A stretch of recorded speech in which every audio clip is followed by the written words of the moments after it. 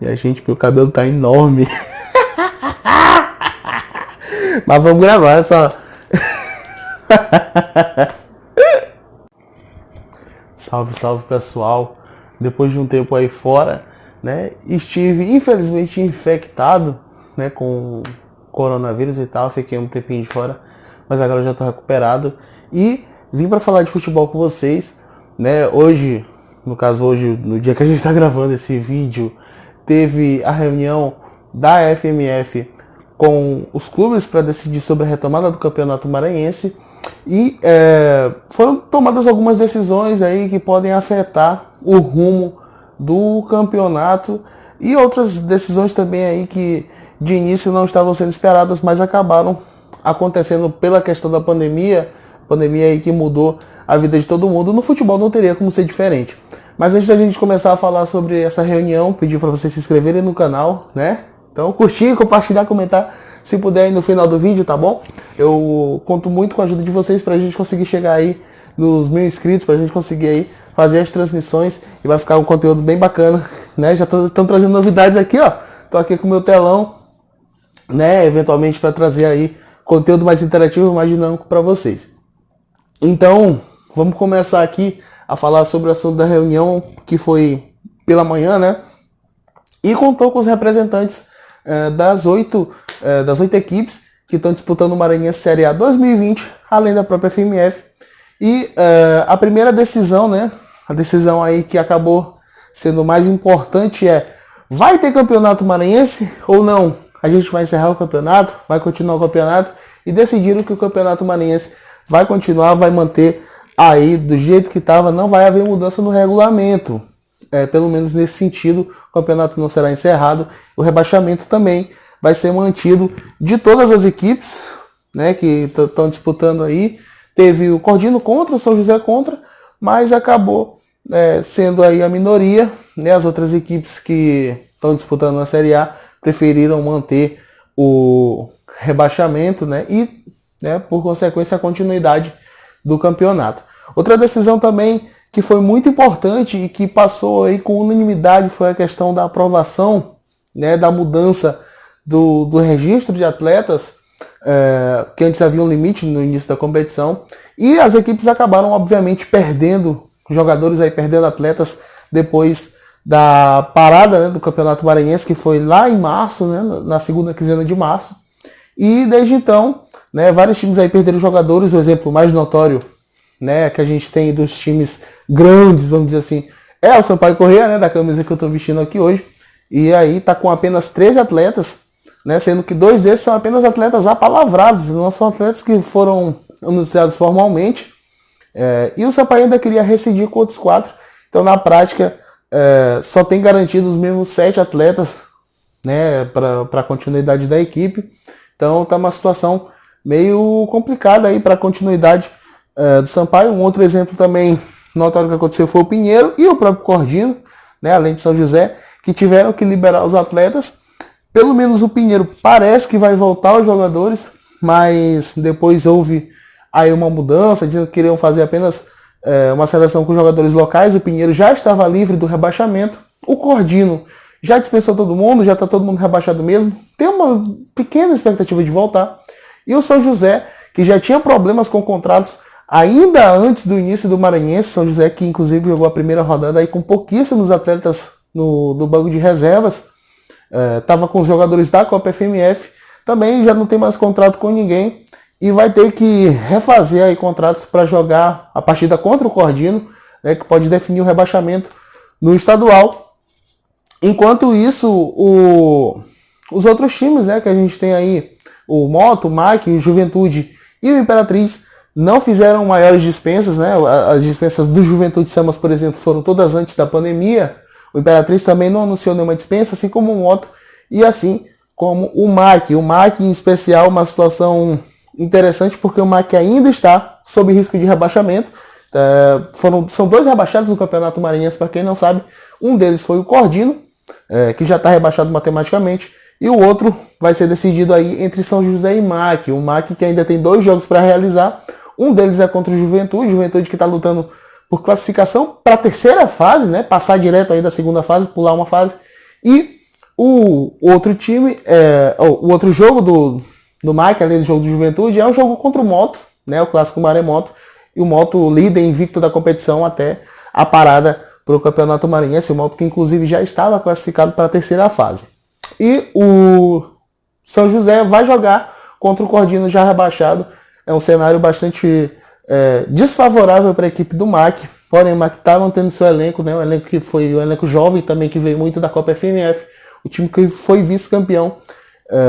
Então vai ser uma disputa interessante para ver como é que vai acontecer. O São José que inclusive alguns dias havia anunciado que ia desistir do campeonato, que não ia mais jogar. Isso, pelo menos se acontecer, vai facilitar a vida do Mike. O Mike vai ficar livre do rebaixamento e de quebra ainda passa para a segunda fase. Além dessas mudanças que a gente teve, né, da questão do registro de atletas para os times poderem registrar de novo seus jogadores, também vai ter o registro de atletas de outras equipes, que era uma coisa que não estava no regulamento original, que estava proibida, né, no regulamento original do Campeonato Maranhense, que foi aprovado mais ou menos em novembro e tal. E aí, acaba que agora, né, os jogadores que por acaso jogaram em outras equipes vão poder se inscrever em outros clubes, como a gente tem aí o caso do Eloy, né?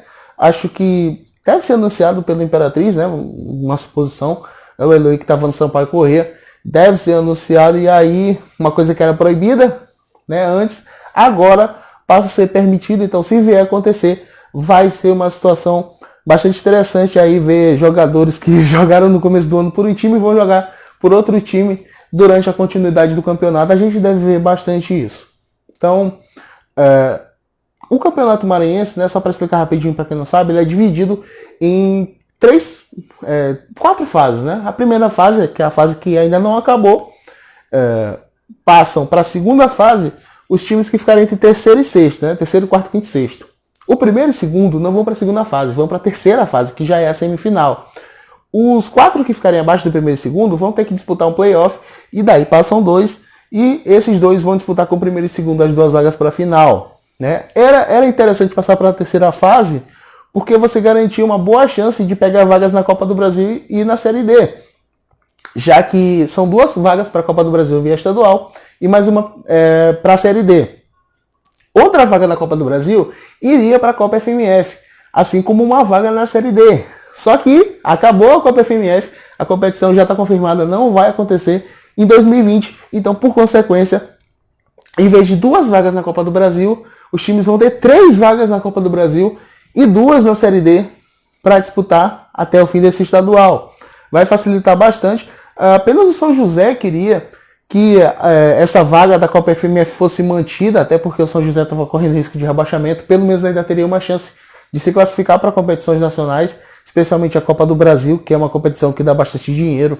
Mas não vai rolar, não vai ter chance aí também para os times da Série B de entrarem numa competição nacional, como foi o caso do Juventude Samas, né, que foi o time campeão da Série B Maranhense, ganhou a vaga na Copa FMF por causa disso no mesmo ano, e acabou também vencendo a Copa FMF, e por isso vai disputar o Campeonato Brasileiro da Série D de 2020. Né? Mas o que a gente tem agora em 2020 é uma situação que acontecia, né, até 2017, todas as vagas eram destinadas apenas ao estadual. Só que em vez de 2, agora serão 3, porque o Maranhão passou do Rio Grande do Norte no último ranking de clubes e tem uma grande possibilidade disso se manter em 2020. A possibilidade que pode quebrar isso apenas seria se o América de Natal chegasse muito longe na Copa do Brasil, mas nem se sabe como é que vai ficar a Copa do Brasil nesse desenrolar aí de pandemia de coronavírus. Bom, outras coisas que a gente tem para analisar, né, desse eventual retorno do Campeonato Maranhense é sobre a Série B estadual. Vai depender aí das autoridades do governo e tal, ainda não tem nenhuma decisão fixa sobre o assunto, assim como a Série E, que vai depender também disso. Não houve divulgação de calendário para as equipes sobre esse retorno, só foi discutido mesmo protocolos e tal, de questão de atletas, questão aí de regulamento, mas o calendário de retorno, que inclusive foi feito pela FMF, uma projeção do calendário de retorno, esperava-se que fosse aí nos próximos dias, né, que o decreto para retorno de atividades esportivas, né, de treinos, fosse ser mantido, mas acabou que não ficou. Então, os planos de ter um retorno antecipado do Maranhense, acabaram indo por água abaixo. Então o cronograma vai ter que ser refeito até que haja uma decisão do governo do estado que seja favorável ao retorno das atividades dos clubes. Inclusive, há uma proposta que é bastante interessante, né, dessas equipes de voltar a ter aí uma sede única, nem de voltar, é de acontecer uma sede única para a continuação do Campeonato Maranhense. É uma proposta aí que foi levantada em alguns lugares e tal. Acho que eu cheguei a falar um pouco disso, mas enfim, para explicar o que iria acontecer nesse caso. A gente teria apenas um lugar para fazer todos os jogos, que seria São Luís, né? Todos os jogos seriam no São Luís, e a gente aí teria 2 estádios, né, para a realização disso, que seriam o Nilzinho Santos e o Castelão. O Nilzinho Santos, até a reabertura, né, do Campeonato Maranhense, já deve estar pronto, né? O Nilzinho Santos estava num estágio bem avançado da reforma que estava acontecendo. Então espera-se que o Nilzinho reabra, né, depois de tantos prazos de adiamento, depois de tantos anos, finalmente a gente possa ter o Nilzinho Santos de novo para a realização de jogos. Então espera-se que a gente tenha o Castelão e o Nilzinho Santos para a volta do estadual. Então os times também decidiram sobre isso, sobre uma eventual sede única na cidade de São Luís para a continuação do Maranhense. Teria que ter os 2 jogos que ficaram pendentes, né, os 2 jogos atrasados, Imperatriz de Sampaio e Juventude de Mac. Os 4 jogos da 7ª rodada, que aí seria a maior dificuldade de realizar ao mesmo tempo, porque teria uma definição direta das vagas para terceira fase, para a segunda fase, poderia gerar uma mudança muito interessante no andamento, né, no desenrolar do Campeonato Maranhense, além da própria definição de rebaixamento. Então seria uma questão interessante. Então os times votaram, e o que aconteceu? Nada. Por quê? Porque houve um empate na votação. O trio da capital, né, Sampaio, Corrêa, Maranhão e Motoclube, todos votaram pela realização numa cidade, além do Pinheiro, que foi o voto mais surpreendente. Esperava-se que o São José, que é um time que é de São Luís, na prática em 2020, apesar de ser de São José de Ribamar, estava jogando em São Luís, o Campeonato Maranhense. Então se esperava aí que esses 3, mais o Pinheiro, fizessem a decisão de jogar o Maranhense em São Luís, né, todos os jogos em São Luís.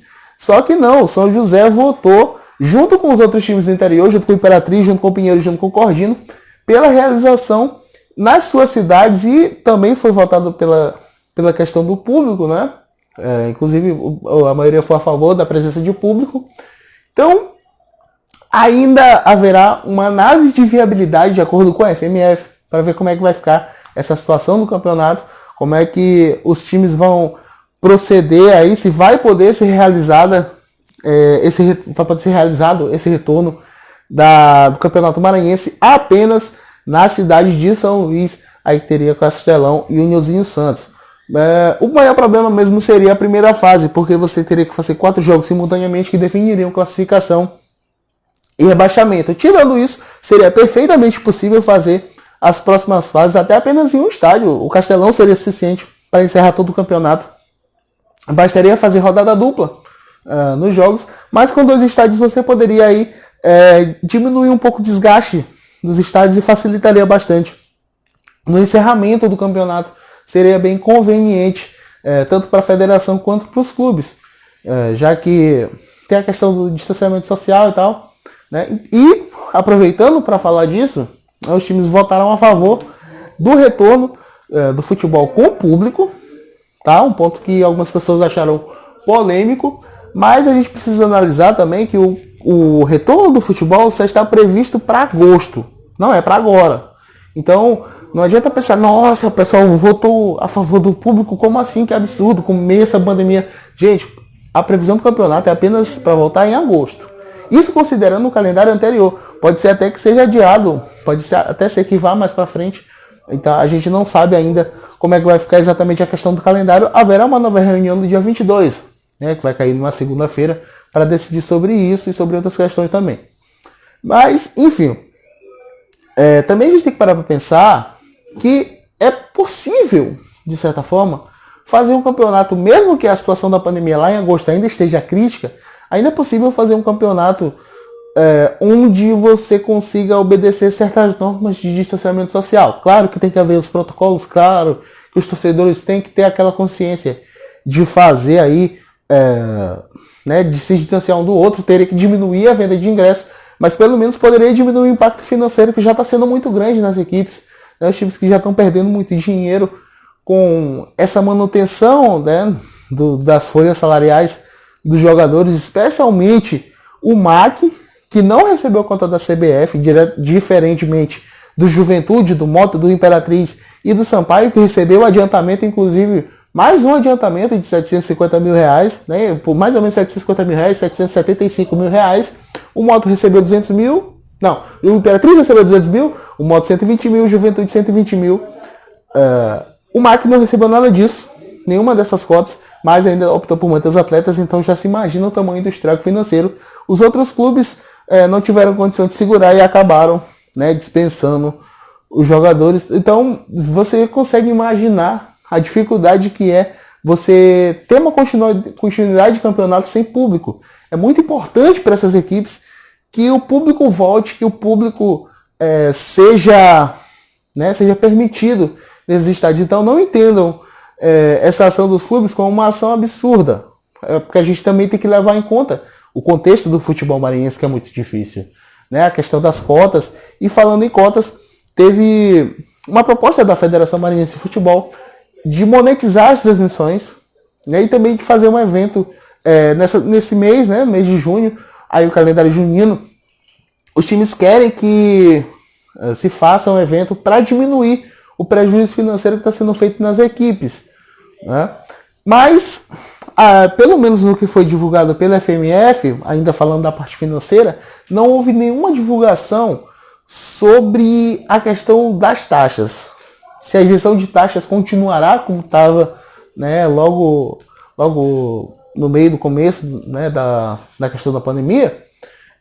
Foi anunciado que não iria cobrar taxa de transferência e tal, taxa de rescisão. Mas a gente não sabe como vai ficar o andamento disso quando o Campeonato Maranhense recomeçar. Não houve uma resposta da FMF nesse sentido, então a gente não tem como garantir nada. A federação também recebeu, né, aí os 120 mil reais da CBF, né? As federações estaduais também receberam dinheiro da CBF, então não dá para saber como é que vai ficar. Parando para pensar agora na questão de protocolos, é uma situação difícil. Porque, pelo menos de acordo com as expectativas, né, com as estimativas do presidente da FMF, do Antônio Américo, era mais ou menos 150 mil reais que estava aí, em média, o valor dos testes, a questão dos protocolos para o retorno do futebol maranhense. Pode ficar bem caro, então eles estavam querendo patrocínio público para compra, né, para realização desses testes e para que os jogadores voltem de maneira segura. E até por causa da dependência do dinheiro público, né, vai ter a questão também da lei de incentivo ao esporte, que espera-se que seja aprovada, que vai também ajudar no desafogo dos clubes, caso venha mesmo a ser aprovada, tanto que a pessoal da federação quer discutir com o governo sobre a volta do futebol, né, para o nosso calendário. Então a federação e os clubes estão querendo muito essa ajuda, né, com recursos públicos, né, com o dinheiro da lei de incentivo ao esporte, viria muito a calhar nesse momento. Então, os principais pontos que aconteceram na reunião foram esses, certo? Aconteceram também alguns pontos menores sobre a reunião, mas de principal mesmo foi esse. Então, eu espero que vocês tenham gostado do vídeo, tá? Se você gostou, compartilhe para as pessoas aí, para que conheçam o canal e também para que venham a se inscrever no canal. Tá? Vai ajudar bastante. Eu vou ficar muito feliz com a ajuda de vocês. E é isso, galera. Valeu, até o próximo vídeo.